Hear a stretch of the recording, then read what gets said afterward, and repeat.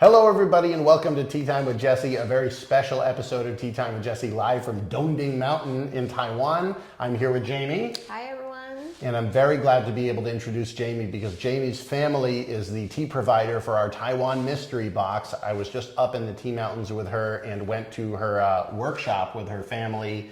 They have a special type of charcoal roasting method that we're going to be talking about. And I'm just very excited to be able to have an actual tea person on the podcast. So welcome. Thank you. So Jayme, tell us real quickly about yourself. How did you get into tea and how did you find your way here? Hi everyone, I'm Jayme. So my family originally is from Dongding and we just been expanding over Taiwan in different tea regions, and now we also grow tea on Teatime Mountain at 2,000 meters. Do I have to talk about a whole journey? No, it's going to be long. We will cover that later. We'll get into it once we start drinking the tea, but I just wanted to say it was an unexpected and very pleasant thing to be able to have a tea person who is actually able to speak English and do a whole podcast interview. Let's get drinking some tea and talking about your story. And what tea should we drink first? Today, we're going to start with one of the tea that we're going to have in the mysterious box that we're going to cover. So this is really nice. So this is a charcoal roasted, and one of the cool things about these charcoal roasted oolongs that you guys do is that it's a like 老工艺, like an old traditional technique that your family is one of the last people doing it, right? Yeah, I would say it's an old artisanal craft because it requires so much work and so much time. It's very time consuming. You have to be there the whole day. You have to flip the tea every 20 minutes. And that truly is very different from the electric roasting tea. So let's see here. What are you looking for when you are making this tea? What are you doing? So first, I will warm up all the tea vessels, and then I pop in the leaves, and I'll give it a little shake. Nice. So you can smell the aroma. This is good. So this is after you've warmed up the lidded cup. 窑香. This窑香. is to wake up the tea, and you can feel the aroma. And it's got that roasty aroma flavor, which is very nice.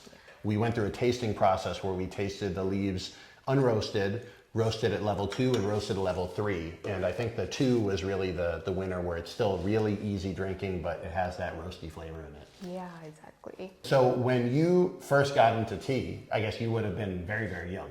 Like, when were you first drinking tea? I think there's no really like an official date that I get into tea because I was born into the family. You were just born and then dunked in the tea, like 洗一下. 洗一下, like in tea. 洗一下孩子. Yeah. If you cut my hand, it would be bleeding with tea. Yeah.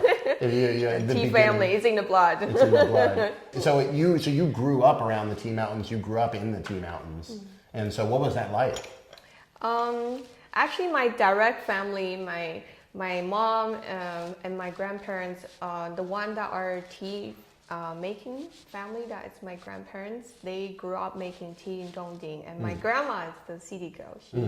She did not like the farming life. And my grandpa, he's the farming guy. He liked the countryside. Nice. And when they got married, they actually got matchmaking. So they got a matchmaker. They only met each other sort of at an engagement. Oh, wow. Oh, so they had like an arranged marriage. Yeah, it was very arranged. And my grandma actually, I don't know if I can say this. There's a lot grandma of tea. had a boyfriend in Taipei back in the days because she liked the city. But grandma's family say, no, you have to marry this man because he's got tea mountains. Oh, wow.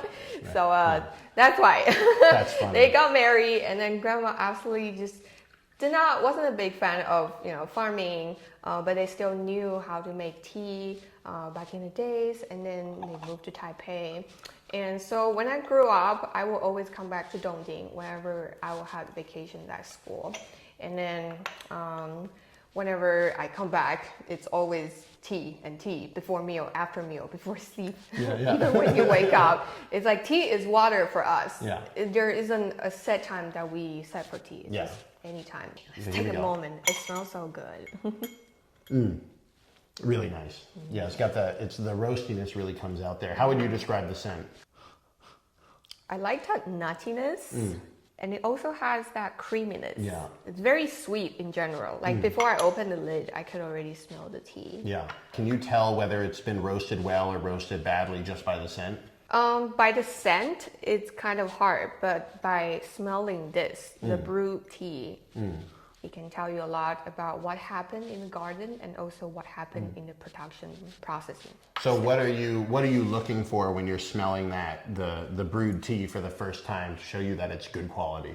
So after you brew the tea, you open the lid and you smell there will be steam coming up, and you will get like a smash in the face kind of fragrance. Impression might be deceiving, so you have to get deeper like after the steam is gone, and you really just have to, usually there's a differences between when you just lightly breathing inhale and when you do a exactly The big boy. yeah, and it smells very different, so you can try that.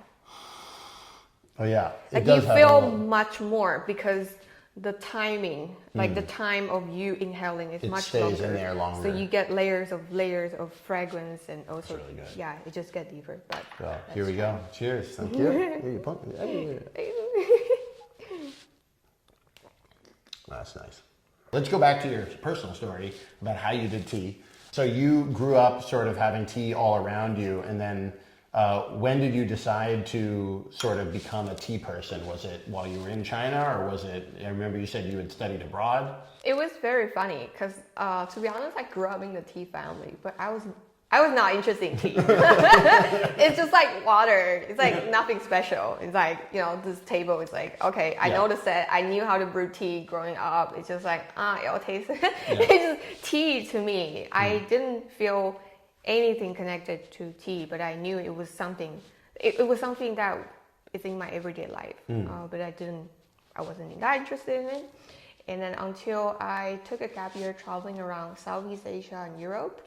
And actually, as a Taiwanese person, you don't have to be tea person, but I think even tea person will think like the Western herbal blends is so cool. Like we'll find those really nice tin jar with a lot of herbal, like flowers, fruits. So you were really curious about the herbal blends. Yeah, I think in general, Taiwanese people would think that, oh, these herbal blends are really fancy because it's so pretty, it's got colors. So I was one of them. Oh yeah. And so I went to different shops and just smell, it all smelled really good. Like when they open that tin and then you're like, oh, this fragrance smells really good. But when I took it home and when I actually brew it, it didn't taste much.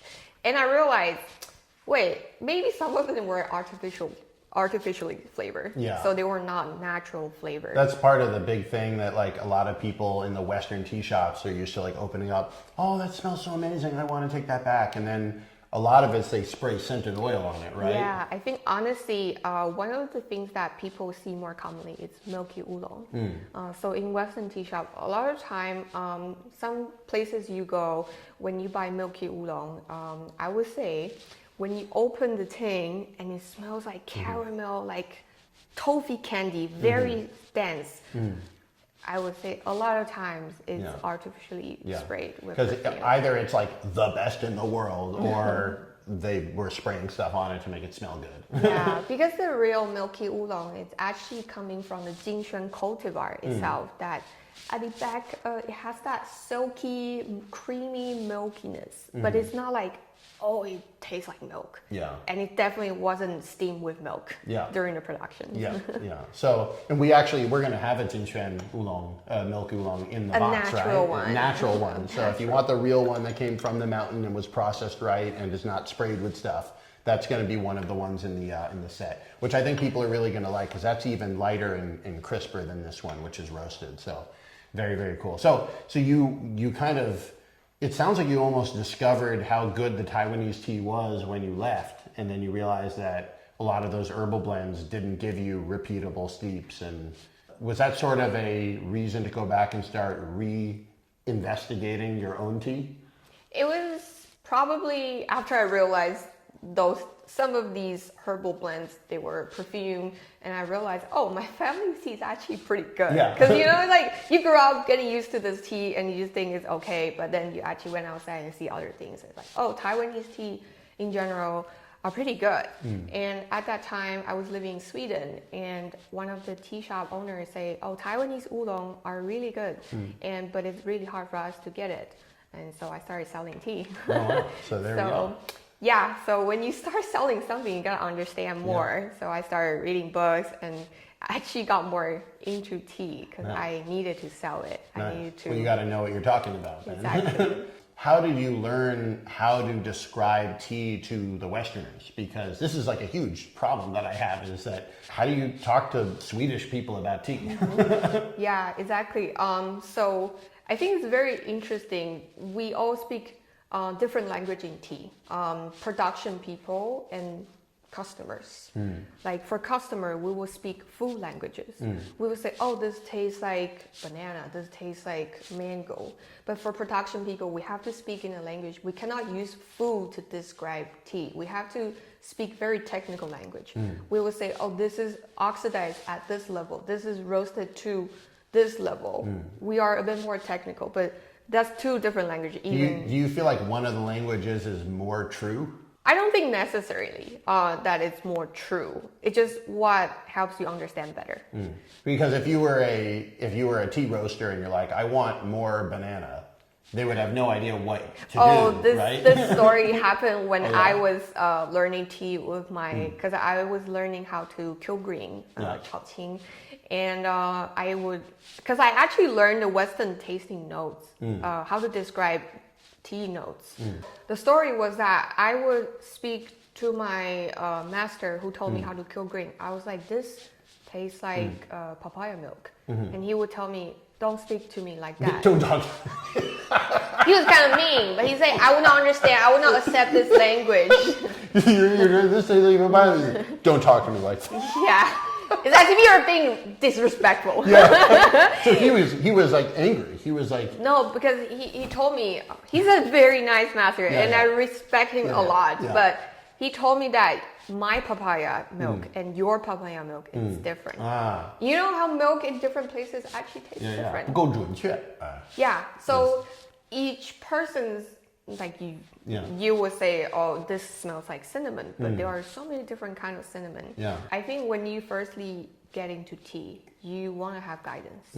And I would also recommend, even though you have the cards, try to sip on the tea without any guidance first, and then you can open the card.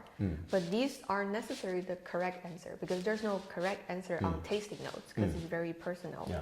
And same with the steep times and temperatures, would you say? Steep time, temperatures. I notice, a lot of people in the West are familiar with coffee. Strict. Well, yeah, and I think for coffee it makes sense. I'm not a big coffee guy either, but I've heard for coffee, if you pour the tea, if you steep it too long or you're getting too long of an extraction, that can be bad for the coffee.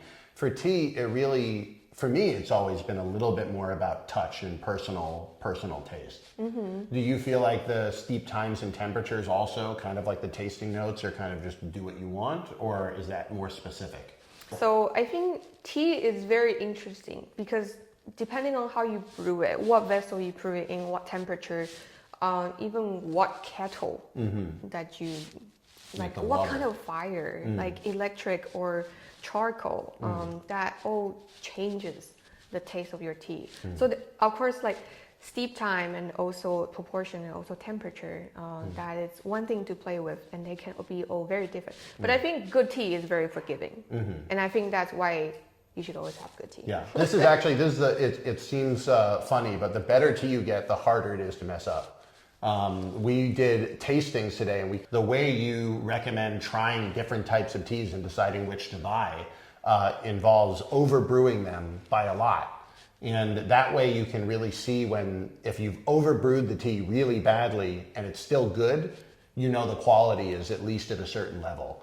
And so that's something that I actually saw a lot here in Taiwan. We saw it at many different tea houses. And I kind of like the idea behind that because it means like you can be very sure that if you get a good quality tea that, you can relax a bit. Because I get a lot of comments that are like, should I steep it at 95 degrees or 90? And I'm like, there's probably a way of doing both. Like that's not going to cause the tea to blow up and explode. Yeah, honestly, I would say good tea, especially oolongs. All the teas that we have in the box, it's gonna withstand boiling temperature.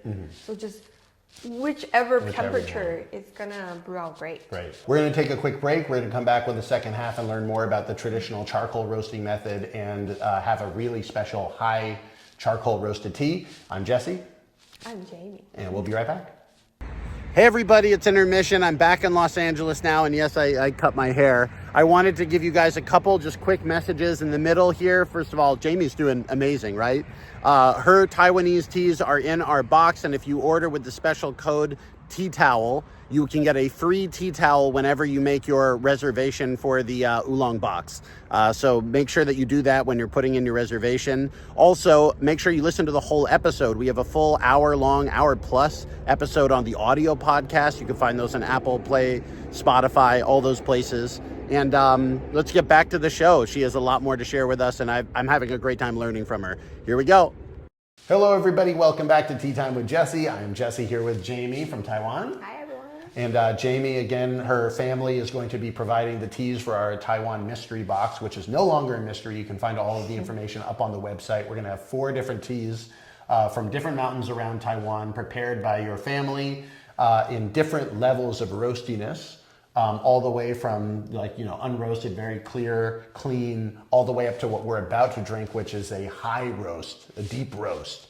And the roasting style is also what caught me by surprise, because I had never tried anything like this. This is the traditional charcoal roasting method. Is that right? Exactly. This is a bit more than traditional. This is more like a modern contemporary take on traditional techniques. Yeah, so it's a really cool style, and I'm very excited to hear more about it. I actually just got a chance to go to your workshop and see your granduncle actually show me the longan tree wood that he uses for the charcoal. The charcoal and the ashes that are used to cover up the heat. And why don't you give everybody an introduction of what we're about to drink and then the method used to make it? Right, so everyone can have a look at this tea we're about to drink. This is the darkest roast that we have in our family collection of chocolate roasting tea. And it was chocolate roasted for 5 times over a period of 1 month. And each time after roasting, we let it rest for a bit. So the tea will be flexible to work with again. So it takes a whole month to make a batch of this. Yeah, and even after a whole month of working with it, we would let it rest for another some more time until we actually sell it. Yeah. So this is the tea that if you're in the sampler box, we give everybody 10 grams of this. That's enough for 2 sessions.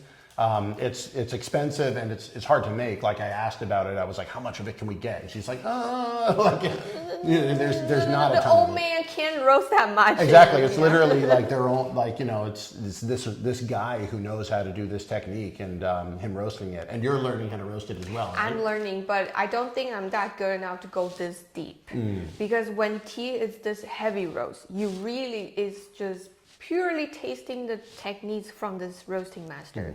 If it's a bad roasting, this tea is just going to taste very burnt and not unpleasant, because you are rarely going to taste the tea itself, but the whole thing, the technique really shows through. If you have bad technique, it's going to be very apparent. Exactly. Very cool. Well, this is exciting. So let's make this and get going with it, because I'm very excited to try this again. I tried the one sample that we had in the tea house in Taipei, and it was really unique. Look at that color.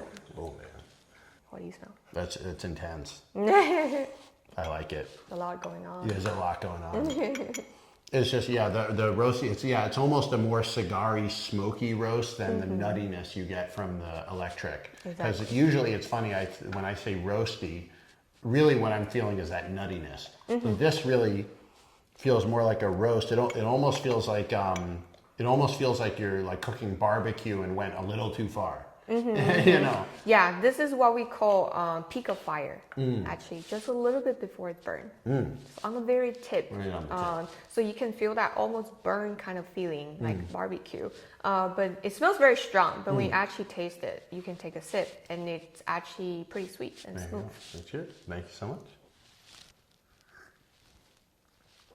Oh yeah, so that's a very interesting flavor, because it's both very intense and smoky and dark, but also very smooth.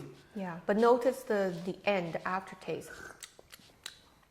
You can still feel that juiciness. Yep.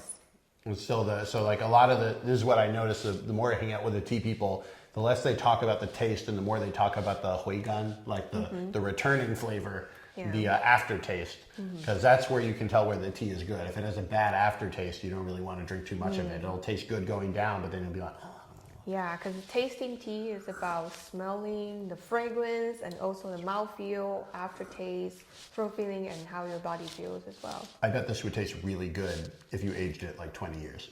Yeah. It would be really good. Only if you have that much until then. If you have enough time, yeah, it's going to be hard to keep it from drinking it all. So, yeah, so again, so tell us what is the process of making a traditional charcoal roasted tea? Yeah, so when we are dealing with bowl-shaped oolong as a roaster, you can have a look. All of the tea, they are bowl-shaped. So before we start roasting, we have to refine the tea first by picking out, destem. We have to destem the extract too long.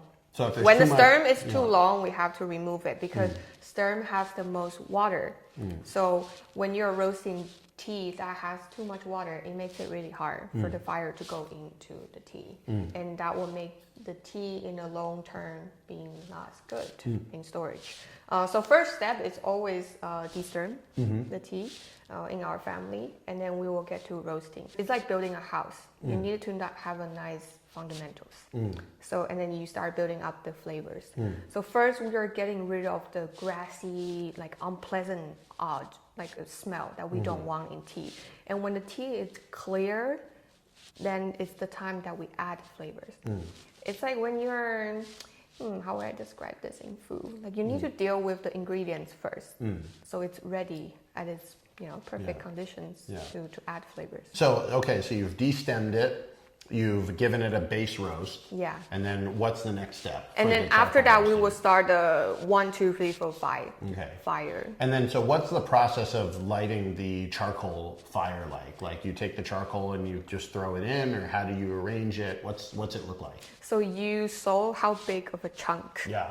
We saw it was really cool that your granduncle had this giant piece of longan tree.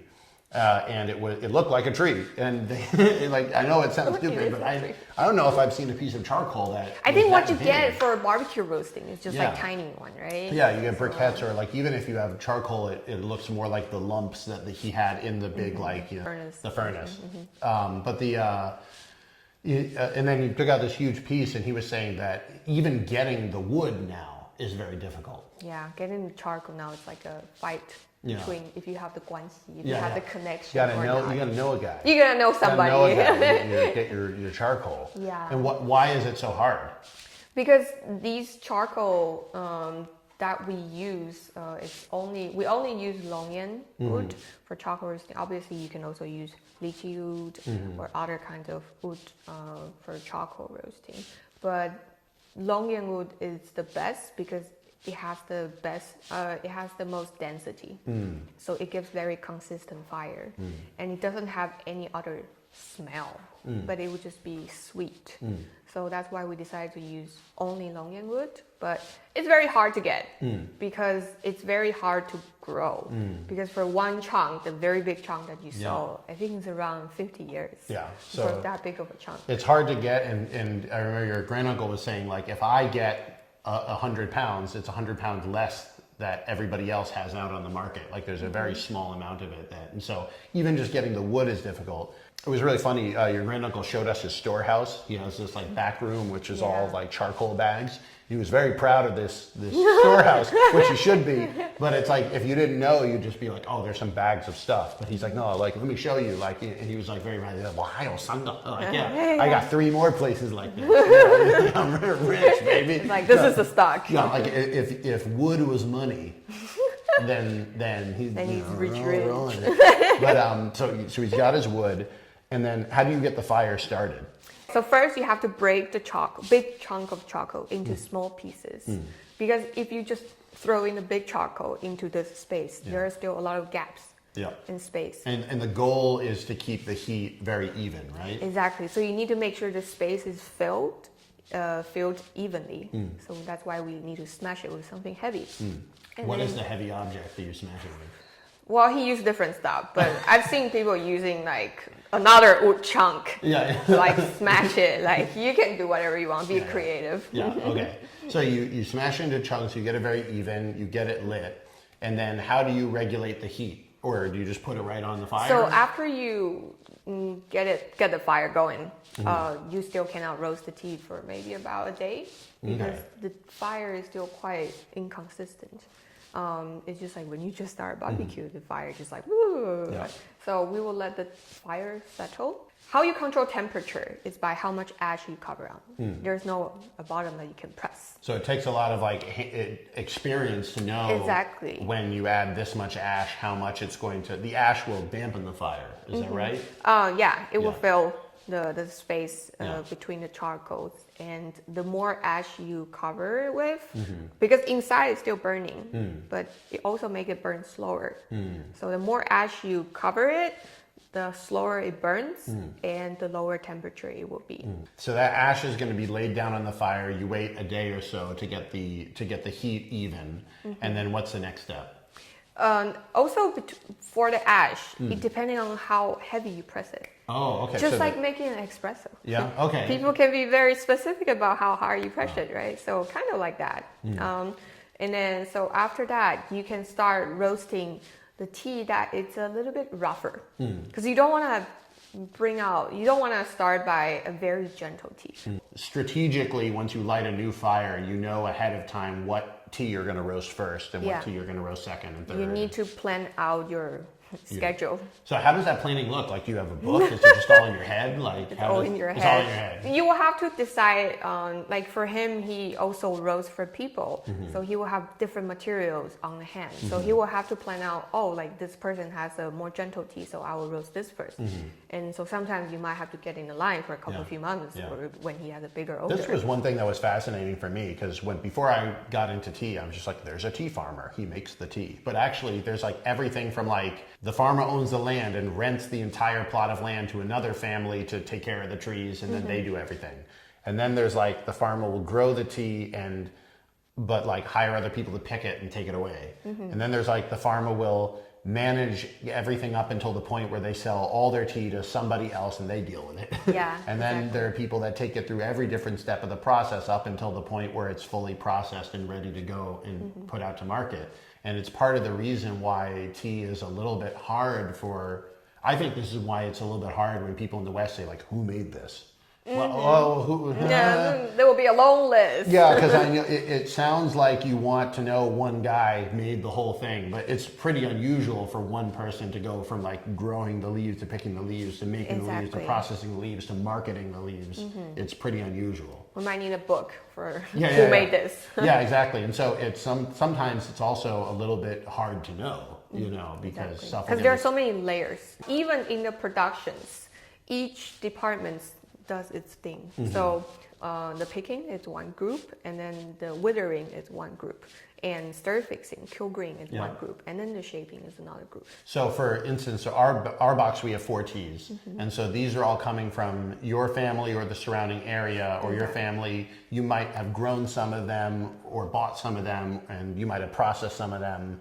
And then, but between all of them, you're kind of having your hands on some part of the journey, right? Exactly. Yeah. So this is part of the thing where it's hard to necessarily say like, oh, this family is from this mountain and they make this tea. It's like, it's always a cooperation. I almost feel like you've even said that other people around Taiwan, if they want charcoal roasted tea, they have to go to your granduncle, basically. Not that they have to. Well, there are options, but there are not many charcoal roasting masters. So it's like one of those things where like your family may have a hand in many different tea shops around the country. And also another insider thing is that tea making, like the masters who make the tea, they actually like the high mountain regions, these tea making master, it's like a tour. It's like you do the comedian show, you do a tour in different cities. Yeah. So these master will work in different mountains. Are they funny?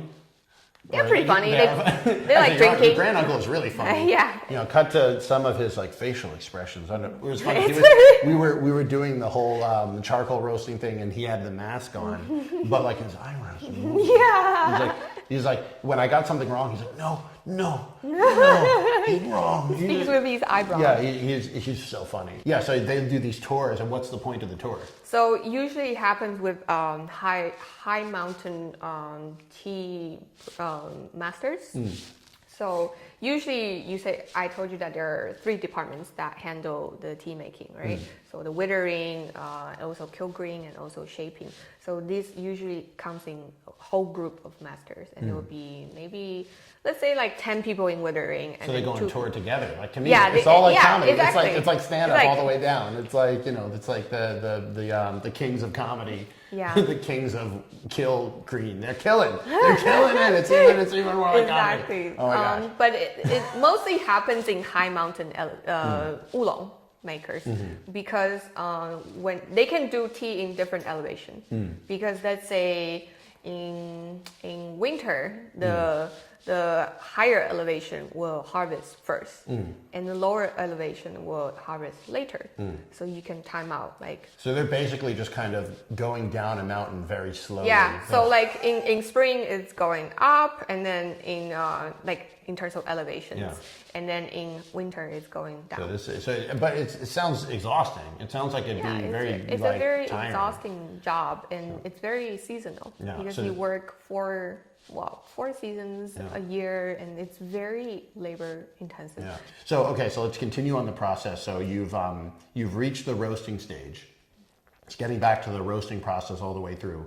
You've had the fire running now. Now let's say the fire is smoothed out a bit, and it's a couple days into the roast. How long does it take to smooth out the fire? Like you can use the fire for about 2 weeks, but depending on how you use it. And like for my grand uncle, he roasts tea slowly. So he'll keep it on the fire for how long? So depending on what kind of roast you're going for, and also what temperature you're at. So in order to roast this one, the temperature can be very high as around like 130 degree or even more sometimes. And when temperature is this high, you have to flip the tea around 18 minutes, 20 minutes. So what do you mean flip the tea? So all the tea will be in a bamboo basket, and then there is also wired. So the wire gets very hot, and so if you don't like pour it out and then like pour it in again, so the bottom tea will be burned, and the top it's not that roasted. So just make sure it's even. Yeah. So let's say you take the tea off, you put it into the big dish, and then how long do you leave it? You usually put it back onto the fire because it's very important not to have inconsistent. You shouldn't have a crazy curve when you're roasting tea. So you want to get that tea right back onto the fire. Yeah. And so when you rest the tea, it'll be at the end of the whole day of roasting. It will be the end of this 8-hour period of roasting, and you will let it rest for a couple of few days until you roast it again. So the roasting process is then complete, and then it like when we say this is a 2 or this is a 5, that's how many days of this cycle it has gone through. So we have on the box we have a 2 and we have a 5. Is Exactly. that right? So the 5 is the roastiest you make. Yeah. That's what we're drinking right now. So that's a great place for us to get ready to end. Before we end though, we have a couple of things that I want to talk about. One is just to have a little bit of a lightning round where I'll say something and give me a very short response to it. The first one is just going to be to describe the 4 teas that are in the box. Okay. So the first is, how would you describe the Ali Shanjing Xuan? I would say it's very crispy and it's very gentle, very soft, got a very like pleasant aftertaste. Nice. How would you describe the 2 out of 5 roast we had in the first half? It's like a nice entry to charcoal roasted tea because it's not like it's not the heaviest, so it would be nice to try this one first and then go deeper. Very cool. How is the red oolong? We went this whole time, we didn't even talk about the red oolong, which is a very unusual new style. Maybe you'll have to come on the podcast again sometime. But how would you describe the red oolong? The red oolong that we have in the box is citrus. It's very sweet. It's coming from the roasting itself, which is really nice, coming from the tea maker. And brown sugar, it's just something really sweet. Because when you open the lid, even the guy when it's warm up, you can feel the fragrance wanting to just come out. It's really good. That's the one I think a lot of people is going to become their everyday tea. It's like a very easy to drink everyday tea. And then how would you describe the 5 out of 5 heavy roast that we just had? It's it's like a nice to convert coffee people into tea. So if you have coffee friends, Great. this is a great tea to convert them into tea people. Fantastic, really, really great. So when you guys get those teas in the box, if you pre-order it or whether you're watching this later and you can just get one, a lot of this is thanks to Jayme and then her work on helping pick out the teas and also in fighting the packaging companies to package it, having a full-on war with the packaging companies who did not want to pack little bags. But being able to do that means that we get to have you guys try some without having to put down huge amounts of money on each tea, and that's, I think, that's the way I want to do tea for people in my community. And so I'm glad that you were able to help out with that because it's not easy. So thank you again. If you have not followed already, follow the channel. If you have not subscribed, subscribe to the channel. Also, if you're watching on video, don't forget that we have a full hour-long version of this that is on the audio podcast, Apple Podcast, Spotify. If you're like, wow, this was an interesting conversation, I want to hear more, there's even more that are in the video highlights. And I just really hope we can get to the point where we have this great platform to be able to share all sorts of great tea people. And if you guys really support me, I may actually be able to come back to Taiwan again, which would be a lot of fun. More tea content. So thank you again. All the stuff, all the teas, tea equipment, tea stuff, it's all on the website, jessesteahouse.com. And I can't wait to be getting some of these teas into your guys' mouths. That sounded weird. I'm gonna stop. I'm gonna leave. We're done. Okay, let's go. We're done.